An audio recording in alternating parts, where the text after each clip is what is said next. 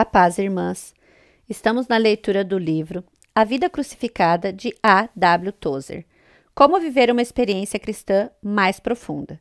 Segunda edição, compilado e editado por James L. Snyder. Tradução, Lucia Macami. São Paulo, Editora Vida, 2021. Hoje iremos ler o capítulo 12. Permita que Deus seja Deus. Não estou dizendo isso porque esteja necessitado, pois aprendi a adaptar-me a toda e qualquer circunstância. Filipenses 4:11. Quando Deus disse, abre aspas, façamos o homem à nossa imagem, fecha aspas, firmou um abismo intransponível entre os homens e todas as outras criaturas. Da perspectiva de Deus, o homem é a forma de criação mais elevada. Deus também concedeu ao homem, acima de todas as outras criaturas, a máxima honra de seu filho, que foi enviado na forma de um homem. Algo no homem corresponde a algo em Deus, o que é um elo místico que nenhuma outra criatura possui. Assim, para conhecer e compreender o homem, precisamos chegar a um conhecimento íntimo de Deus. Você pode colocar a estátua de uma pessoa num parque, você pode escrever seu nome nas paredes dos prédios famosos, você pode dar-lhe o Prêmio Nobel da Paz e todo tipo de prêmios que conseguir imaginar. No entanto, depois de dizer e fazer tudo, não pode dizer nada mais acerca dessa pessoa, senão que Deus lhe deu certo tipo de vida, certo conjunto de hábitos e certo ambiente no qual ela foi criada. Tudo vem de Deus. Até os anjos, arcanjos e serafins não podem dizer nada mais que isso acerca de si mesmos. Em última análise, porém, não importa quem somos tão atingidos pela pobreza quanto o restante da raça humana, porque temos medo de usar a nossa imaginação religiosa e medo de acreditar no que a Bíblia nos ensina. A Bíblia fala sobre anjos, arcanjos, serafins, querubins, sentinelas, santos, principados e poderes. Entretanto, insistimos apenas em pessoas. É tudo. Temos medo de deixar que a nossa imaginação cheia de fé desfrute da maravilha do universo. O homem não é como as demais criaturas da criação de Deus. O homem cumpre uma função que nenhuma outra criatura pode cumprir. Na medida em que cada criatura viva permanece no próprio ambiente e vive o tipo de vida que Deus deu a ela, essa criatura cumpre o propósito para o qual foi criada. As criaturas sobre a terra, no ar e no mar vivem todas em perfeita harmonia dentro do próprio ambiente.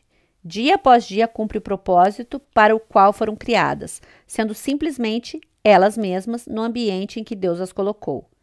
O homem é a única criação que está fora de seu ambiente original. Obstáculos para o conhecimento de Deus. Um velho teólogo alemão disse certa vez, abre aspas, não existe nada no universo mais parecido com Deus que a alma humana, fecha aspas. Tudo na Bíblia repousa sobre essa verdade. Deus criou o homem com uma alma e nessa alma está a capacidade de conhecer Deus e ter com ele uma comunhão diferente da comunhão com qualquer outra criação. Parte da nossa experiência de adoração é elevar-nos numa imaginação cheia do Espírito, ver com os olhos da fé e contemplar e adorar Deus em surpresa e admiração. Com os pés firmemente arraigados nas Escrituras, podemos subir aquela altura misteriosa de espiritualidade e ter tanta consciência de Deus a ponto de perdermos a noção de todas as outras coisas. Perdei-nos na maravilha que é Deus. Essa é a nossa herança espiritual. Essa é a plenitude da nossa redenção em Jesus Cristo. Precisamos aceitar isso como parte da nossa criação e não ter medo de que, se crermos nisso, alguém nos acusará de acreditarmos que o homem está bem. O homem não está bem. O homem é uma criatura decaída. O homem é como um automóvel que deixou a estrada numa curva e rolou para o meio das pedras. O homem não está bem. O homem está perdido. Com frequência ouço pregadores falando da alma pobre, perdida, maldita. Você está perdido se não se converter. Você está perdido, mas não é maldito. Isso é bem diferente. Deus criou o homem para ser conhecido por ele e para ser conhecido em grau maior que qualquer outra criatura pode conhecê-lo. Nenhuma outra criatura tem Cristo, e nenhuma outra criatura tem a capacidade de conhecer Deus. Os anjos têm certas capacidades, eles são santos e obedecem a Deus. Os serafins sentam-se em volta de seu trono e conhecem Deus, mas não conhecem Deus como os homens como o homem conhece Deus. Deus queria que o homem fosse mais elevado que os anjos, e o criou de tal maneira que pudesse elevá-lo acima dos anjos. Quando tudo estiver terminado e formos conhecidos como somos conhecidos, vamos subir na hierarquia de Deus, mais alto do que os próprios anjos. O homem perdeu o rumo por causa do pecado. Lemos acerca disso em Romanos 1:21, abre aspas, porque tendo conhecido Deus, não o glorificaram como Deus, nem lhe renderam graças, mas os seus pensamentos tornaram-se fúteis e o coração insensato deles obscureceu-se. Fecha aspas. Pelo pecado, o homem perdeu o conhecimento de Deus. Ele tem o potencial para conhecer Deus de um modo que nenhuma outra criatura é capaz, mas ainda não o conhece porque sua conduta é indigna e seu coração está tomado por um vasto vazio. Esse é o motivo pelo qual experimentamos crises o tempo todo. Perdemos o rumo e estamos à deriva num mar de incertezas. Não buscar o Deus que existe. O que há de errado com a humanidade? Fomos criados para conhecer Deus, mas por causa do pecado nos tornamos vãos na nossa imaginação. Não gostamos de ter Deus no nosso conhecimento. Substituímos Deus por tudo, menos Deus. Criamos um Deus da nossa imaginação. Esse é o estado do homem não regenerado, mas o que quero saber é por que os cristãos conhecem Cristo e Deus tão pouco. Compreendo porque o homem não regenerado vaga na incerteza. Mas por que a única criação de Deus feita à sua imagem sabe tão pouco acerca do Criador? Posso depurar tudo em uma frase. Não permitimos que Deus seja Ele mesmo. Perdemos todo o senso de conhecer Deus como Ele é e, por conseguinte, tentamos produzir um Deus com o que Ele não é, em vez de aceitar que fomos criados à sua imagem. Caímos ao ponto de acreditar que Deus foi criado à nossa imagem. Deus não é como nós. Nós, porém, somos como Deus, porque fomos criados à imagem dele. Por que então essa disparidade? Por que então esse abismo tão intransponível entre Deus e nós? Os meus pensamentos nessa questão não resultam da minha idade avançada. Pensei nisso quando me converti aos 17 anos. Na época, certamente não havia desenvolvido tanto, mas com o tempo voltei às raízes da minha existência, estudei as verdades do cristianismo. Essa é a maravilha de aprender acerca do nosso Deus. Você pode voltar à antiga fonte da sua fé e compreendê-la outra e outra vez. E então conhecerá Deus novamente. Onde Adão começou e voltando mais, onde o mundo começou e ainda mais, onde os anjos começaram e aquela antiga fonte gloriosa que denominamos a existência de Deus. E em Jesus Cristo também voltamos a ler. Você não pode conhecer Deus como conhece a tabuada ou o código Morse. Você pode conhecer quase tudo. Entretanto, quando Paulo disse, abre aspas, quero conhecer Cristo, fecha aspas, Filipenses 3:10. Não pensava em termos intelectuais, mas experienciais. Isso significa que, para conhecer Deus pessoalmente, o meu espírito precisa tocar o espírito dele e o meu coração precisa tocar o coração dele. Então experimentarei o conhecimento consciente de Deus. Uma coisa é ouvir acerca desse conceito, outra é vivê-lo. Uma coisa é ouvir o que de repente é encontrar um planeta, outra bem diferente é viver nesse planeta. Posso alegar que, lendo, posso conhecer sobre um lugar, tanto quanto a maioria das pessoas que vão até lá. Mas cada um que vai a algum lugar e volta é só sorrisos por realmente ter estado ali. Se você realmente foi até o local, você o conhece de um jeito que não pode conhecer se apenas ler sobre ele num livro. O máximo que o homem não regenerado pode fazer é conhecer a respeito de Deus. Ele pode estudar os céus e ver a obra-prima de Deus. A vastidão do universo revela a natureza ilimitada de Deus. Uma pequena flor delicada desabrochando na primavera revela a ternura de Deus. Tudo à nossa volta é indicação do que Deus é. Mas nada na natureza nos permite desfrutar a intimidade da comunhão com Deus. Podemos pensar nos atributos de Deus e exultar em sua graça, mas o homem não regenerado só pode fazer isso como um exercício acadêmico. Para o incrédulo, Deus pode ser compreendido pelas lentes do microscópio.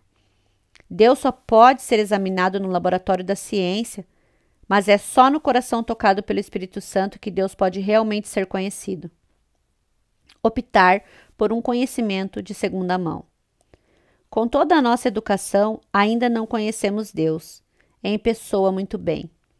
Não sabemos que comunhão podemos ter com Ele. Deixamos todo o tempo para o nosso conhecimento mútuo. Nós nos reunimos para a comunhão e atividades religiosas e todas as rotinas religiosas. Apoiamos uns aos outros e depois vamos embora. Jesus disse que tinha um trabalho a fazer. Tinha de curar, abrir e destapar ouvidos e responder a perguntas. Mas Jesus também tinha um conhecimento pessoal de Deus, que era íntimo, e ele era sempre capaz de confiar em Deus. Os cristãos modernos ficam tão ocupados fazendo isso e aquilo, indo para cá e para lá, que só conhece Deus de ouvir falar. Ouvimos isso e aquilo, mas nunca ouvimos algo dito por nós mesmos. Nós nos contentamos facilmente com os substitutos, não com o qual é real. Nessas circunstâncias, o máximo que podemos esperar ouvir é o eco indistintivo da voz de Deus. Indistinto da voz de Deus. Querer coisas em vez de Deus.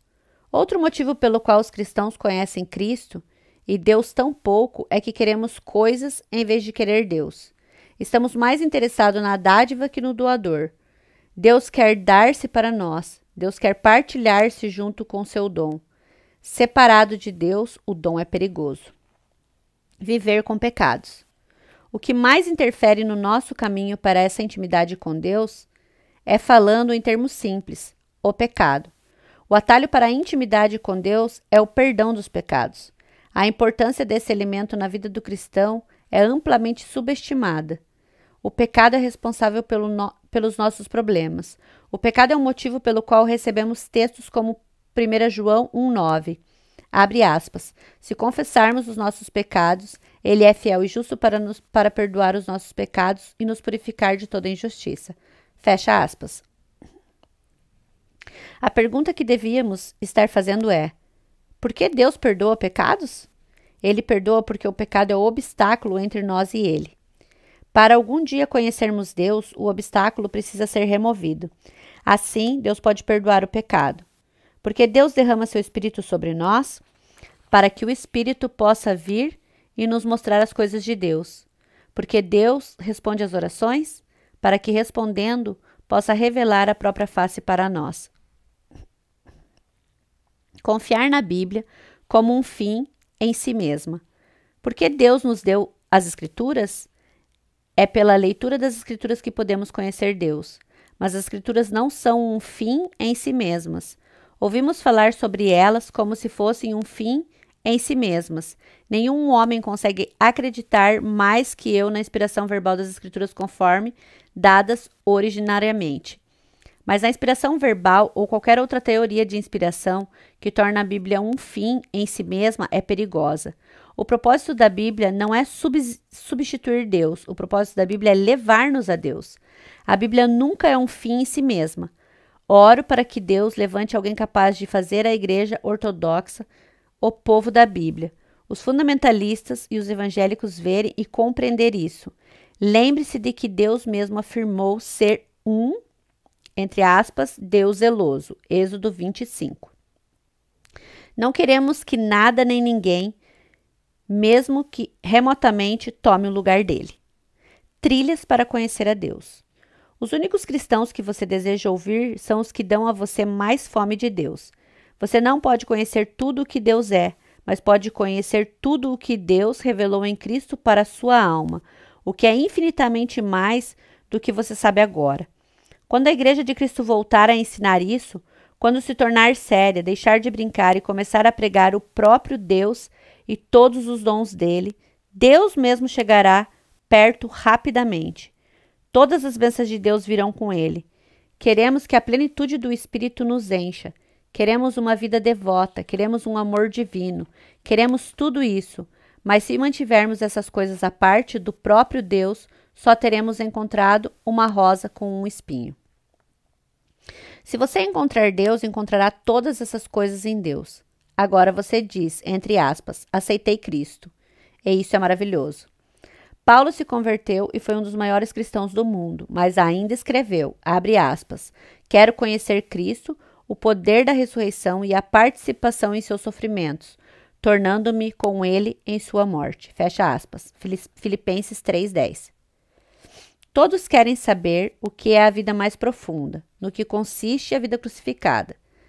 Quase evito falar a respeito, porque as pessoas discutem a vida crucificada e a vida mais profunda, porém ninguém parece querer Deus. Quando me aprofundo no conhecimento do Deus Trino, o meu coração se move para mais dentro de Deus, e Deus se move para mais dentro de mim. Conhecer Deus é experimentar uma vida mais profunda em Deus. Qualquer coisa que me impeça de conhecer Deus é meu inimigo, e qualquer dom que fica entre mim e ele é um inimigo. Não creio em chaves desse tipo, mas se houver uma chave para destrancar o mistério da vida crucificada, é simplesmente esta: permita que Deus seja Deus. Isso talvez pareça simples, mas se fosse realmente, os cristãos não precisariam ser incentivados a prosseguirem rumo à perfeição espiritual. Os cristãos têm a má fama de tentar colocar Deus numa caixa. O Deus que cabe numa caixa não é o Deus e Pai de nosso Senhor Jesus Cristo. O Deus que cabe na caixa é o Deus que pode ser controlado pelo homem e está às suas ordens. Mas esse não é o Deus da Bíblia. O Deus da Bíblia é uma força impressionante e poderosa neste universo. O Deus que criou os céus e a terra e tudo que neles há. E ele não pode ser colocado numa caixinha criada por um simples homem. Quando insistimos em deixar que Deus seja Deus, surge no nosso íntimo uma explosão da realidade com respeito à pessoa de Jesus Cristo. O nosso entendimento a respeito dele vai além do acadêmico e entra num mundo maravilhoso de intimidade pessoal. Talvez a máxima verdade aqui é que, quando permitimos que Deus seja Deus, então, e só então descobrimos quem somos e o que somos como homens e mulheres. Então estaremos bem no nosso caminho para viver a vida crucificada. Meu Senhor, tão plena de doce contentamento. Madame Guyon, 1647-1717. Meu Senhor, tão plena de doce contentamento. Passo meus anos de banimento. Onde quer que eu more, moro contigo. No céu, na terra ou no mar. Não me sobra nem lugar nem tempo. Meu país é em qualquer clima. Posso estar calmo e livre de cuidados, em qualquer praia, pois Deus ali está. Lugares buscamos ou lugares evitamos, e a alma em nenhum encontra a felicidade. Mas com um Deus para nos dirigir o caminho, é igual alegria ir ou ficar. Pudesse eu ser lançada onde não estás, de fato seria terrível a sina. Mas nenhuma região remota considero, segura de encontrar Deus em todas. Acabamos aqui, irmãs, o capítulo 12.